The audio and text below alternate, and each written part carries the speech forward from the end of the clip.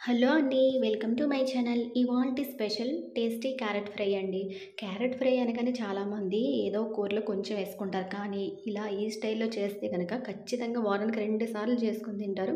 అంత టేస్టీగా ఉంటుందండి. దీనికోసం ముందుగా ఒక 4 క్యారెట్లు పై పీల్ తీసుకొని చిన్నగా ముక్కలు కట్ చేసుకొని పక్కన పెట్టుకోవాలి. తర్వాత స్టవ్ వెలిగించి బాండీ పెట్టి అందులో 200 ml వాటర్ వేసి వాటర్ బాయిల్ అయిన తర్వాత ఈ క్యారెట్ ముక్కలన్నీ అందులో వేసి మూత పెట్టి ఒక 5 మినిట్స్ ఉడికేంత వరకు మగ్గనిచ్చుకోవాలి.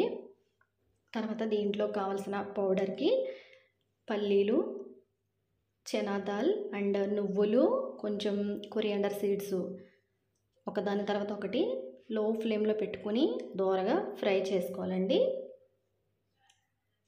తర్వాత ఒక ప్లేట్‌లోకి తీసుకొని చల్లారిన తర్వాత ఒక మిక్సీ జార్ తీసుకొని అందులో వేసుకొని కచ్చాబచ్చాగా పౌడర్ చేసుకోవాలి.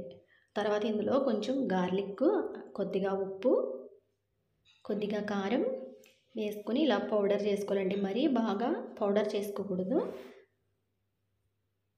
ఇప్పుడు ఇవి ముక్కల్ని వాటర్ అంతా తీసేసి వేరే దాంట్లోకి సెపరేట్ చేసేసుకోవాలి. తర్వాత ఆయిల్ వేసి అది హీట్ అయిన తర్వాత కొద్దిగా కరివేపాకు, కొంచెం పసుపు వేయాలండి.